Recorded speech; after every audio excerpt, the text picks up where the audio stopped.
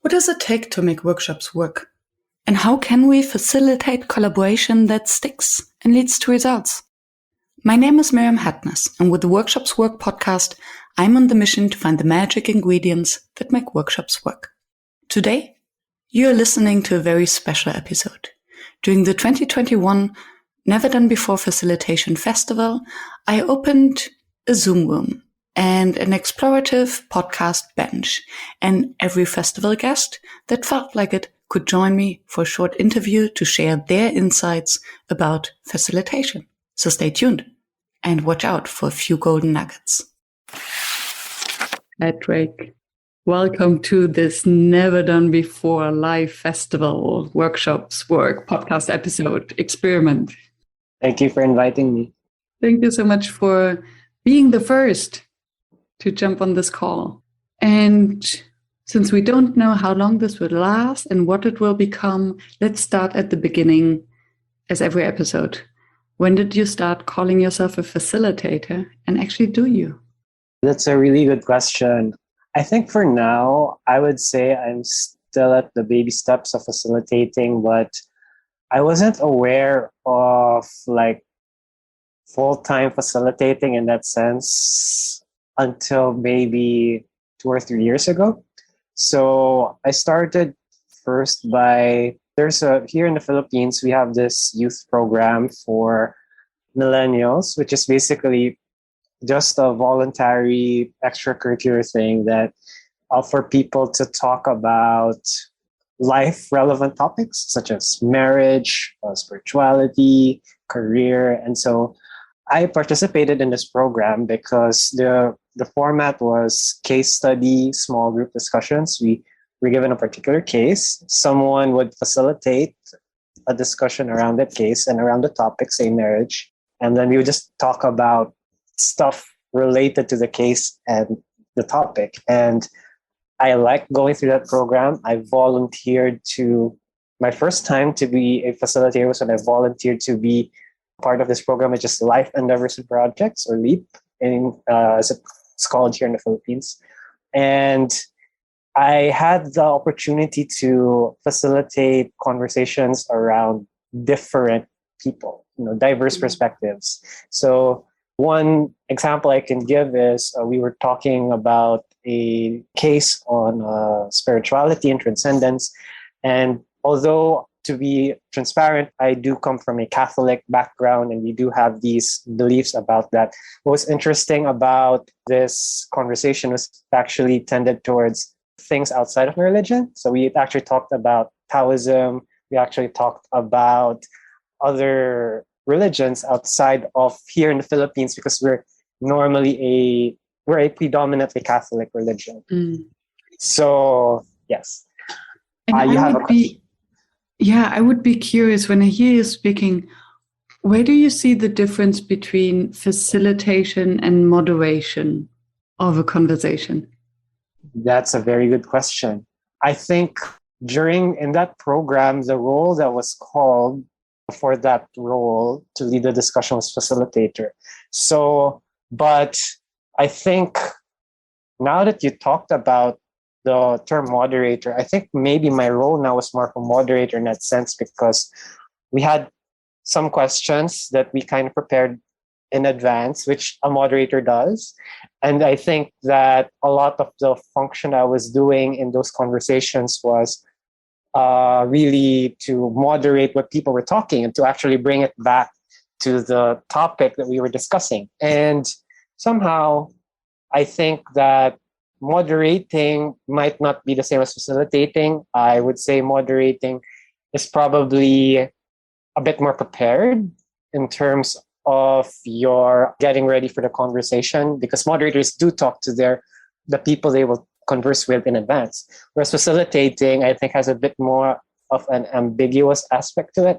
Maybe I am by no means an expert on facilitation, but having said that, in even my experience right now in the Never Done Before Festival, a lot of it is very ambiguous. Ambiguous in a good way. Ambiguous because I don't know what's going to happen in the workshops. I don't know the people I'm meeting.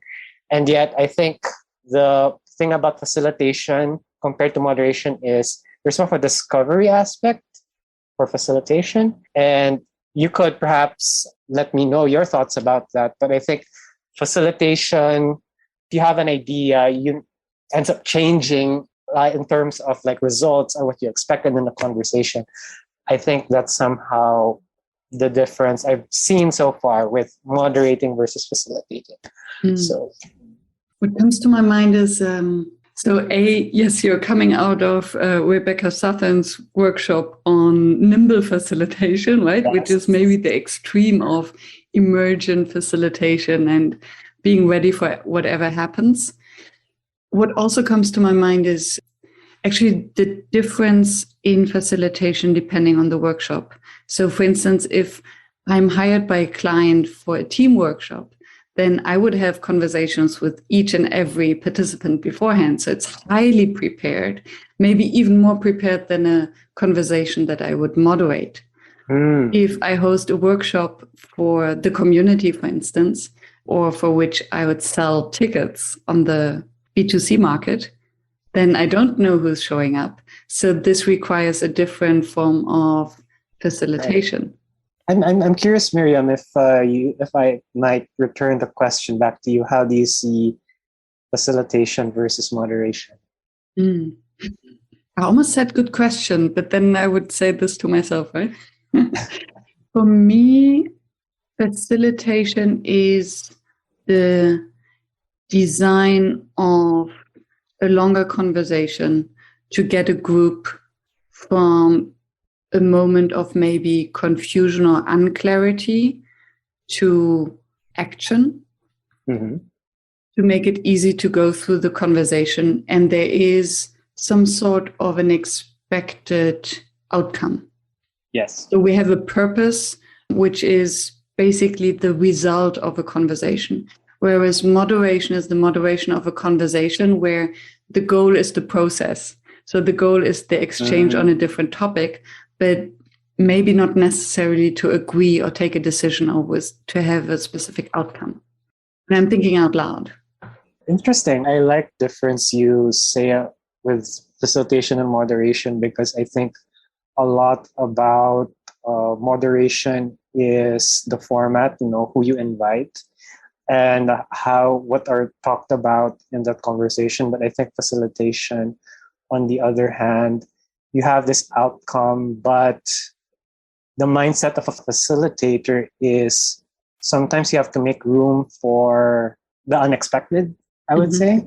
So, and this is what I actually took from my workshop that workshop I attended with Rebecca Southerns, is that the unexpected always comes as a surprise, but it's up to you, the mindset that you come with meeting that unexpected is what is important. And Rebecca faced a particular client situation recently that had her really unprepared and annoyed a lot of the time, but she had a lot of grace in carrying that conversation and commitment to still follow through.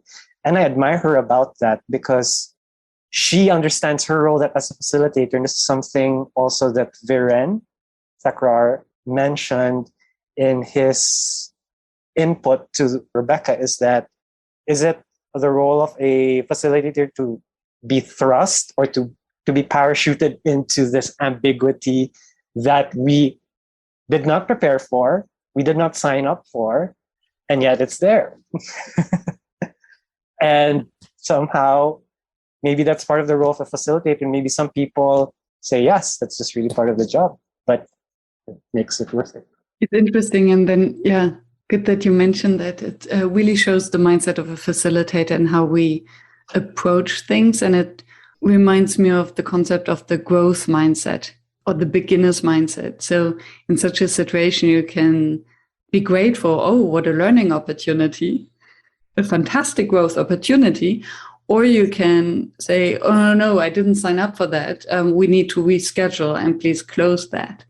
And I think leaning into this uncertainty with a growth mindset, with curiosity, is really helpful for ourselves as facilitator, but also for the group, just to explore what is it that we need right now.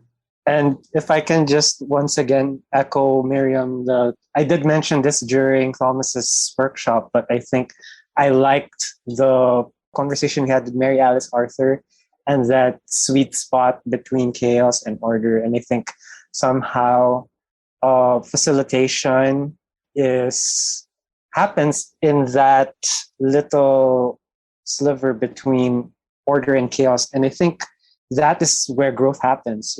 If things are too orderly, there's no innovation, there's no opportunity to be creative. But if things are too chaotic, then you also have this feeling of fear that you have no control, and therefore you lose your sense of autonomy as well. So if you are in the middle, then I think that produces a healthy, shall we say, the ingredients you need to be able to get creative as a facilitator. Very true. Yeah. Thank you for bringing that up. So now that you mentioned your learnings from 3 Never Done Before workshops, I'd be curious, what is, when you look back at your experience of being a facilitator, moderator, what's been your kind of learning that you would like to share with someone? Good question. I think that I've only had few experiences with facilitation so far, but I would say that it's really good to see facilitation as co-creation.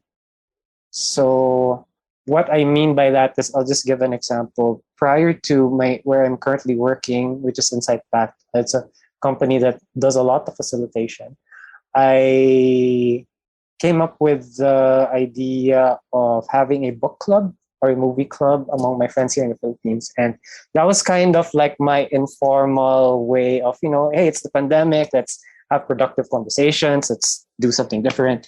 And little did I expect that I would probably jump in again somehow. Maybe I wouldn't know if it was facilitator, moderator, but I was actually inviting people to watch certain movies and for us to actually talk about what struck us about these movies. So we talked about 1984, and we also talked about real silly movies like When Harry Met Sally. So yes, and it's very interesting that I come prepared with some questions, for these kinds of conversations, but you get pleasantly surprised that people see things differently, and somehow there's a struggle of, do we talk about this, or do we let people have control, or do we let people actually co-determine where this conversation is going? And somehow I found that there was better results with getting people to be part of that conversation. So in this case, they were also asking their own questions. And so my friends who were participating in these kinds of sessions actually in some way indirectly became facilitators themselves.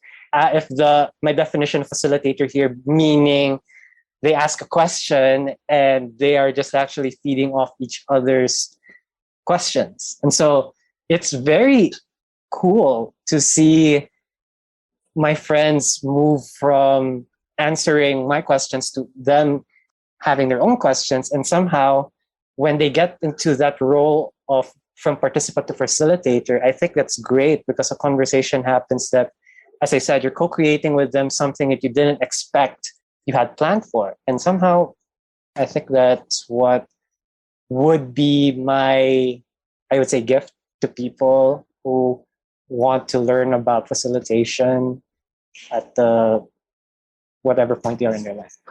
Thank you so much for sharing that. I think it's beautiful on many levels. One is that it shows, or it exemplifies what you described, what you learned from Mary Alice Arthur about the ground between order and chaos. So you provide order by preparing the session and bringing in questions, and then the chaos happens as soon as group dynamics come in. Yes. And it shows to me also the role of the facilitator, that is to hold the space And I think that's a concept. When I started with a podcast, I always heard holding space, holding space. What does that mean? But actually, it's exactly that. It's coming in with a question with a kind of structure and then making sure that everyone feels safe enough to jump Absolutely. in and also facilitate a little bit. And I think if you say that you're a beginner's facilitator and already you can create the space and empower the others to facilitate, that's beautiful. That's, Yeah, it is. then you're on the right track. Thank you. And that's why I also love the community so far in Never Done Before. I think there's this whole concept that, hey, I'm not just a fellow participant, I'm a fellow creator of the experience, because what happens in the Never Done Before Festival is actually what each individual person is bringing to the table. And therefore, what will come up after this 24 hours is just actually everyone's little decisions and choices and activities that make up this great universe of stories, I would say. Yes. I love your emoticon. Yeah, and the beauty, and that's also a reason why we call those who contribute a workshop, we call them contributors and not facilitators, because we're all facilitators. So there are some amongst us who contribute a workshop, but in the workshop, everyone is a facilitator. So we're all here to learn and to co-create. Absolutely. So thank you for co-creating this podcast episode with me, Patrick. You're welcome. And thank you for inviting me to drop by the lake. Yes.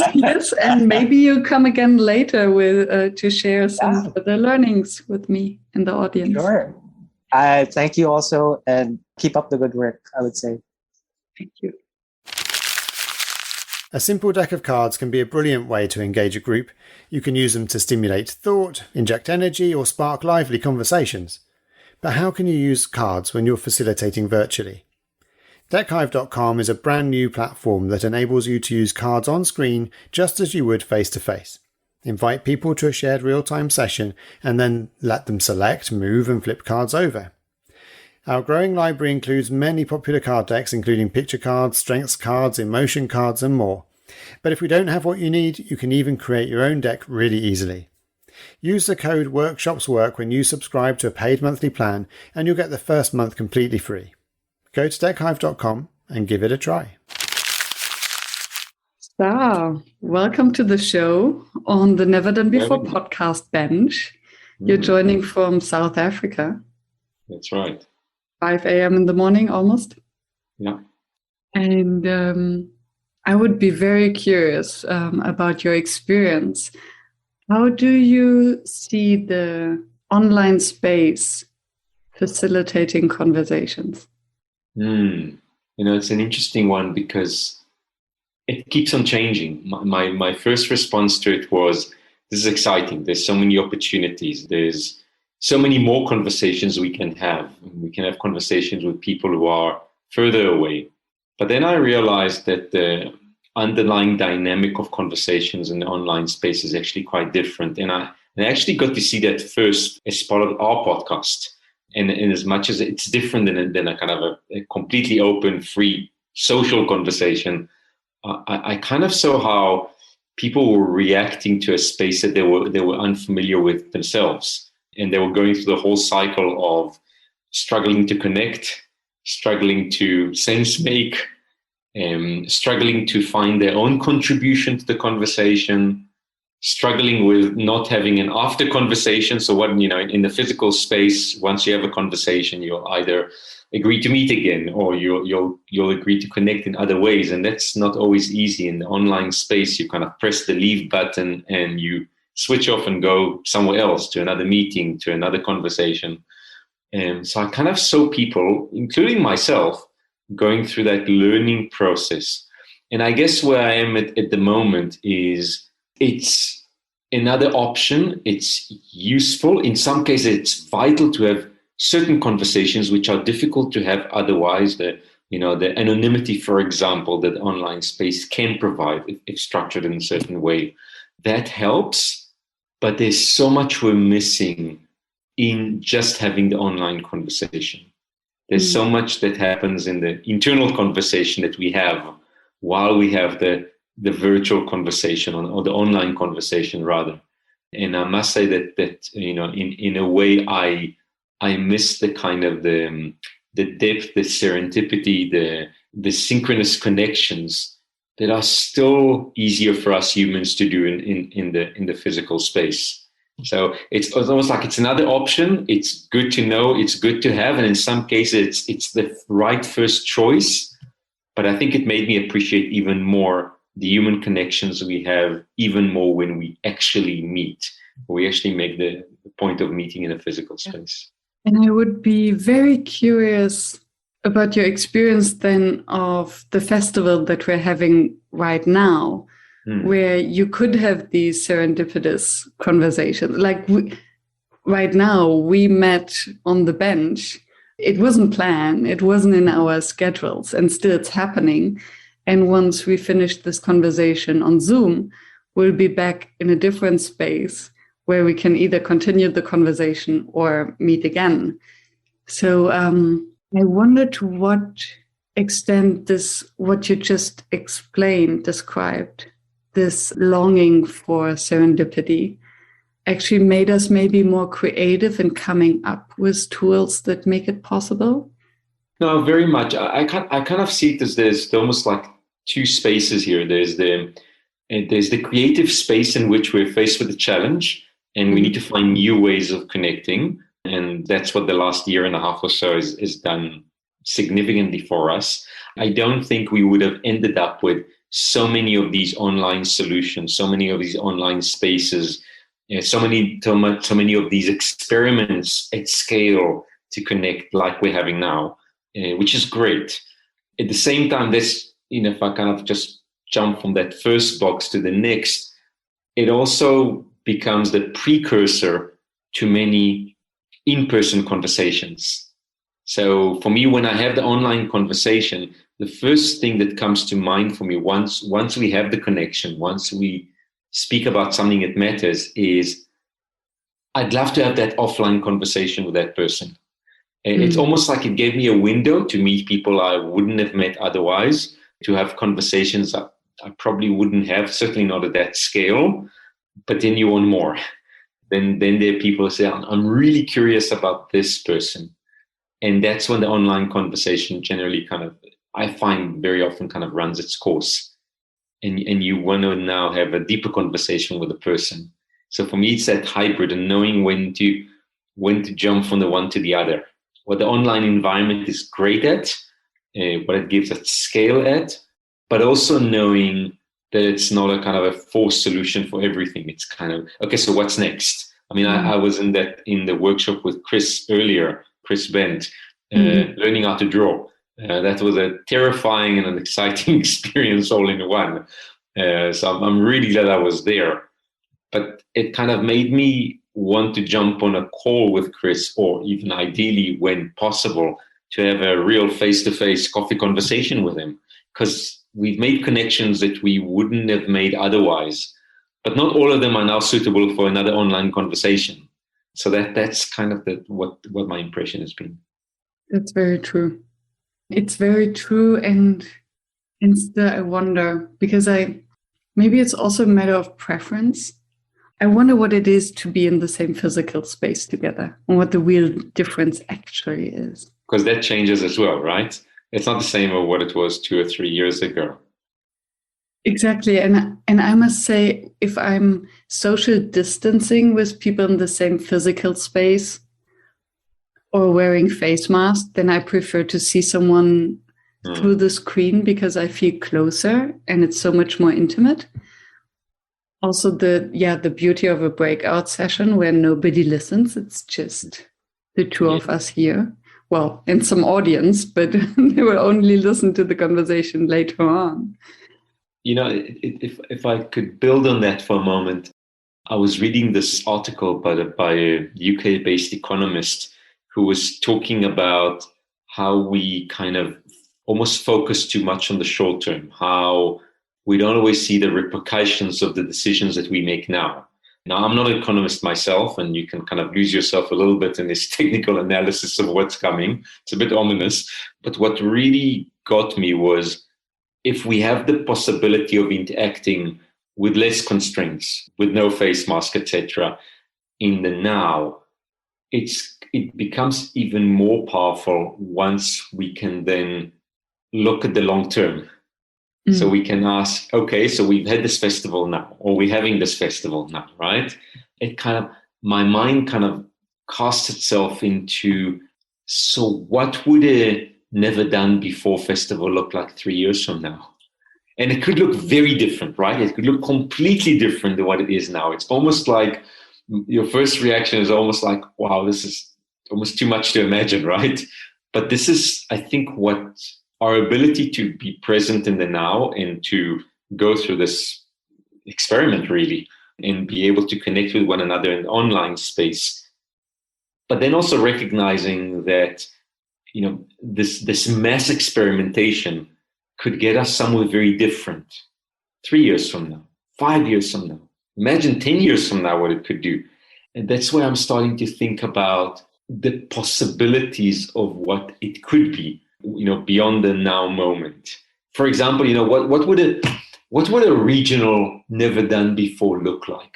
What would a Never Done Before with a theme that resonates deeply for people in a certain locality look like? It's almost like thinking of what the original TED Talk concept looked like, and then the TEDx looked like. It was very different, right? The topic of conversations were different. The people who spoke, the mix of people was different. And that gets me excited. And it's so funny. I can almost link our conversation now with the conversation that I had with Patrick before that you didn't listen to. Yes. But it was the space between order and chaos, and how much can we actually plan things to happen, and that this is the actual facilitation superpower. So I was thinking, while you were speaking about this facilitation tool, the how might we? So how might we imagine or realize a Never Done Before in 3 years from now? Yes. And how to design such a conversation to co-create this vision together. And then also allowing things to happen that we cannot plan. So just as you explained, okay, so TED had a vision. There was a vision behind TED, and then TEDx happened. And I'm sure that nobody ever thought of this impact. But we're richer for it, right? I wouldn't have met certain people if I didn't start to listen to TEDx talks, for example, if I kept to the original format. Many of the people who were there in that original format were even further away. They were, on the other side of the planet. They were, almost, my sense was less accessible then.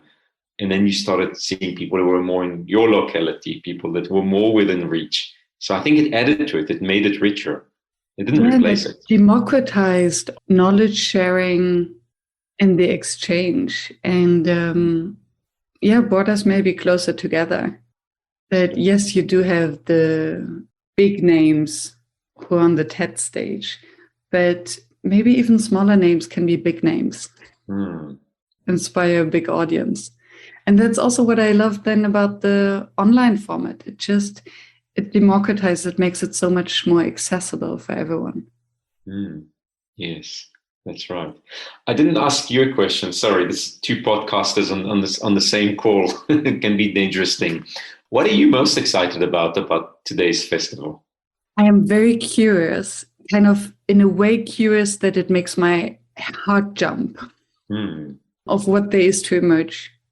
So what is happening between everything that is scheduled? Like this podcast recording, this podcast bench was an idea that I had literally 6 hours ago. Was lying in my bed trying to sleep between 7:30 p.m. and 11 p.m. before starting the festival. I thought, this could be something to do. And now that everyone is kind of starting to join Velo, although they maybe didn't want to and they felt reluctant, and suddenly things start to happen. We're just sitting in at the reception desk with the Philippines and Australia and the Netherlands. And now I'm sitting here with South Africa. And there's so much potential that we cannot control. That's right. So I think this is what I'm most curious about, just to see what emerges out of that. Nice. And also over we kicked off with Jacques, the party scientist, and Patrick, but he guided us through a party. Were you there? I haven't seen, maybe not. So it was a party without music, and we were stretching, and he would put people in the spotlight, and it was embarrassing, and it was so much fun. And this vulnerability that we shared, vulnerability through total shame, kind of already brought us closer together. So I'm very curious to see how the energy will be in 20 hours from now. Yes. Well, I'm sure lots of coffee cups ahead, huh? And how this podcast will evolve, whether it's going to be at the end 2 hours, 3 hours, maybe 15 hours. I don't know.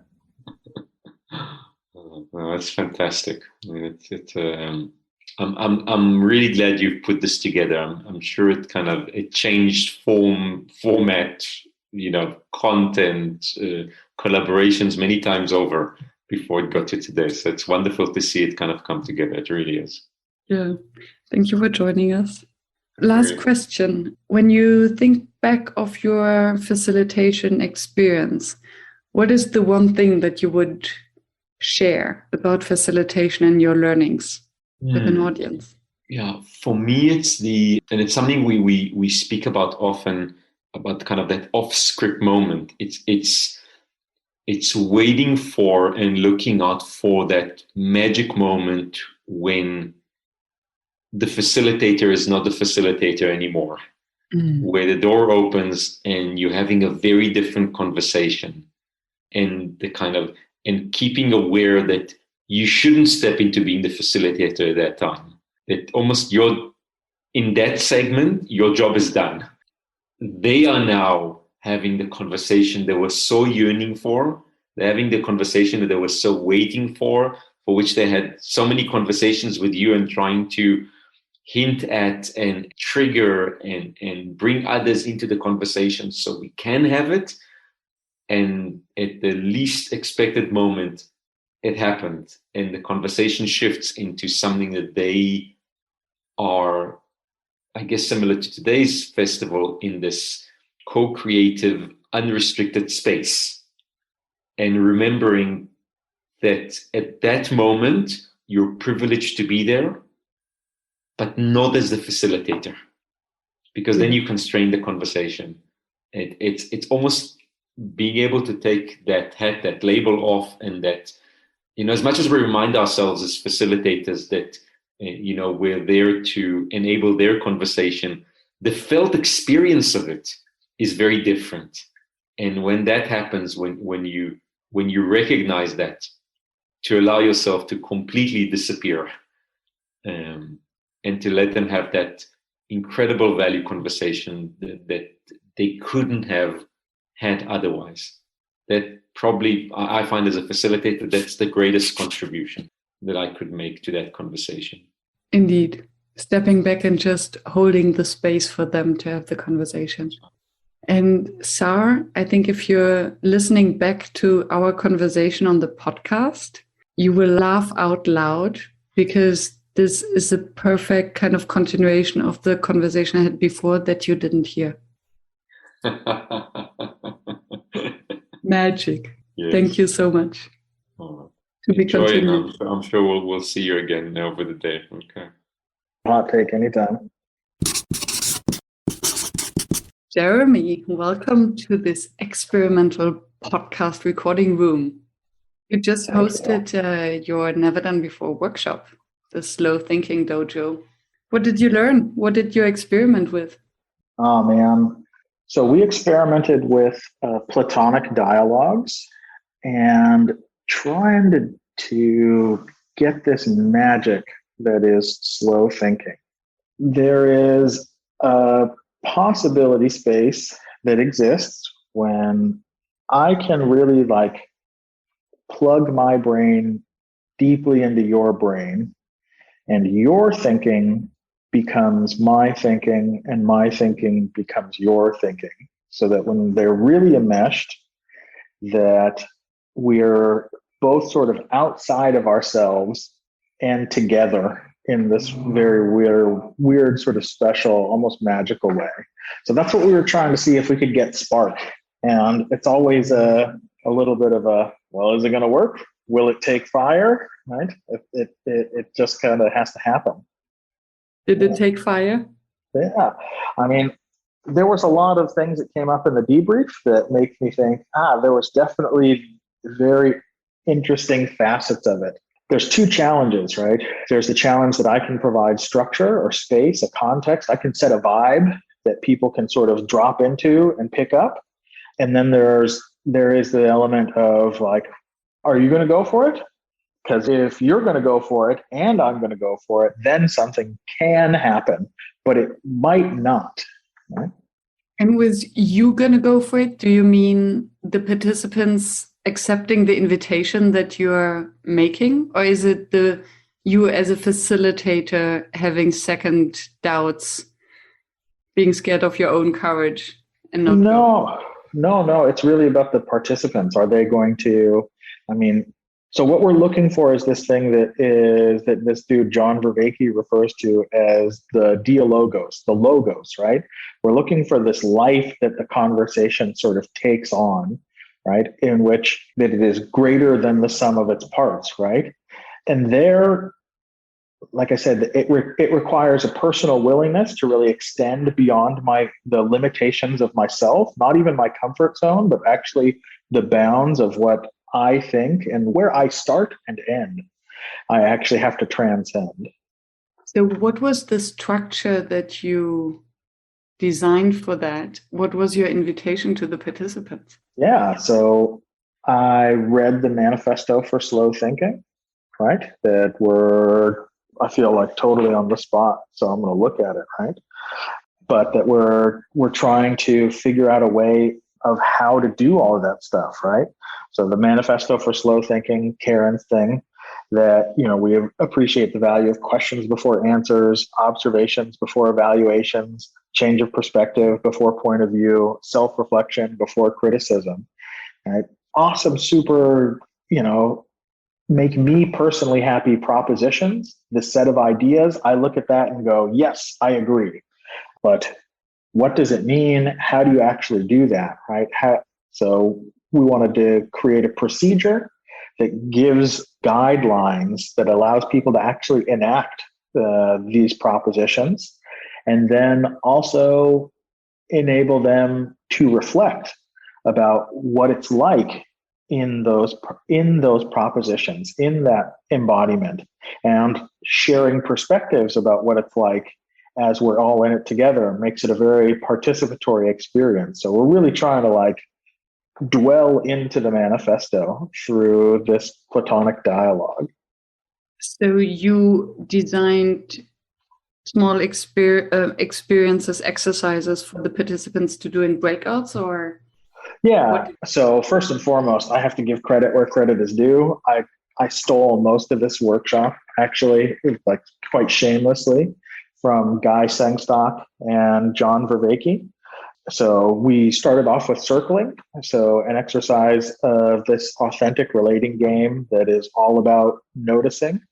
So just with the simplest prompt in pairs, being here with you, I feel, and hearing that, I feel, right? And just going around and around and seeing what happens as I reveal myself and my thinking, and how does that affect you and as my counterpart? What sort of takes place in that revealing and that mutual opening?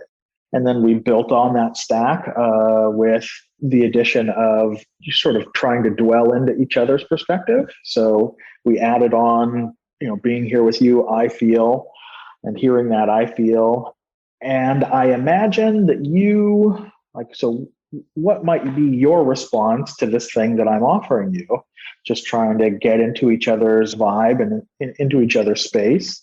And then we added a reflection on top of that. So what I heard you say was, And what I'm also picking up that you maybe didn't say was, right, so we can start to sort of then really build generatively on the thoughts and, input of each other.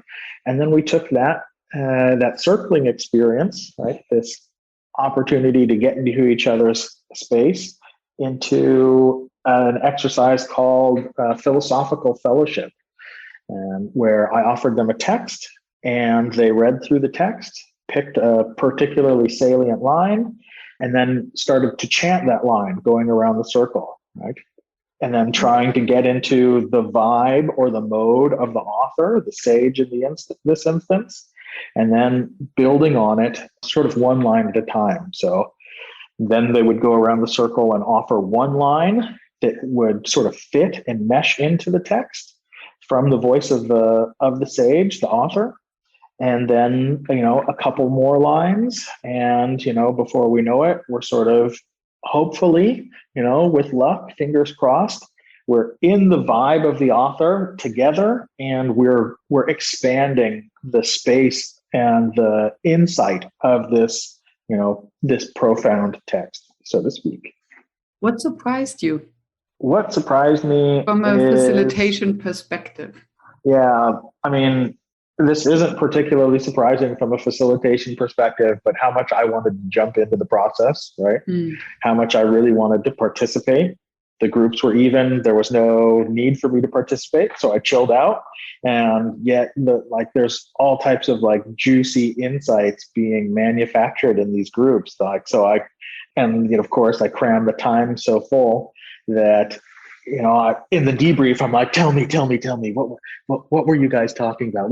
Tell me some of the brilliant things that came up in this space in between all of you.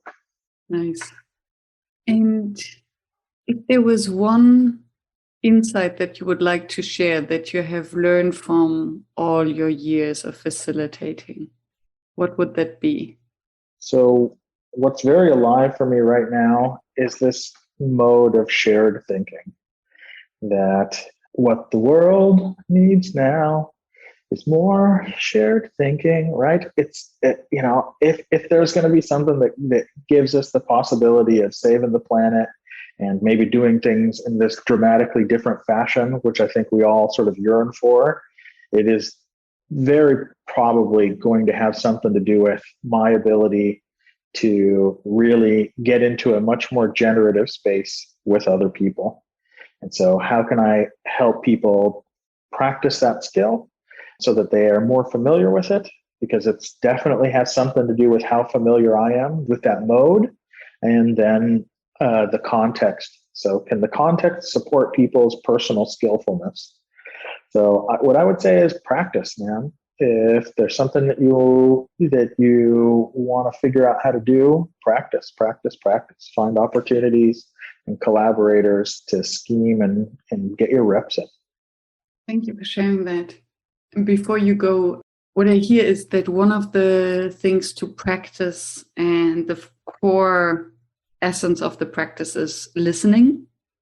Totally. At the same time, when I hear shared thinking, it almost sounds like synchronizing thinking. And then I wonder, how do we then get this diversity in and this critical dialogue that we need in order to solve today's complex problems? Yeah. So synchronized, I notice I have a reaction to that, to this idea of synchronization, because on one hand, I recognize it because I definitely have this sense of hearing what is actively in the corners of my mind sort of being chewed on. Somebody else spits it out in a way that was way clearer than was in my brain. So there is a sort of these things are meshing, they're coming together.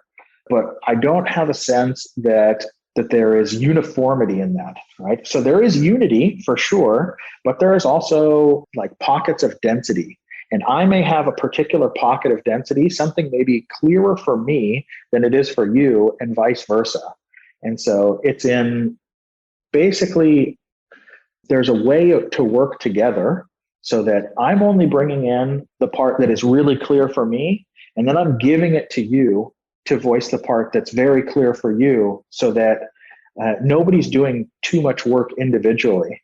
It sounds like the division of labor, but for thinking. Yeah, basically, right? So how do I know that I'm doing more than my fair share? And that is a part of it. I am intrigued. We'll come to the next dojo session. As a matter of fact, Miriam, right? The Think Slow Dojo will be residing in the Never Done Before community, right? Hopefully in our greenhouse.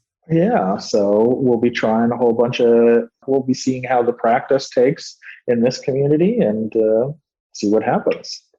See if we can share about shared thinking. Yes, to be found out. Thank you for staying tuned and listening to the show. I appreciate your attention as I know how busy you are. If you enjoyed it, please subscribe and engage by sharing your comments and thoughts, and visit workshops.work to download the one-page summary. I'm looking forward to seeing you back at the next episode, and I wish you a fruitful day.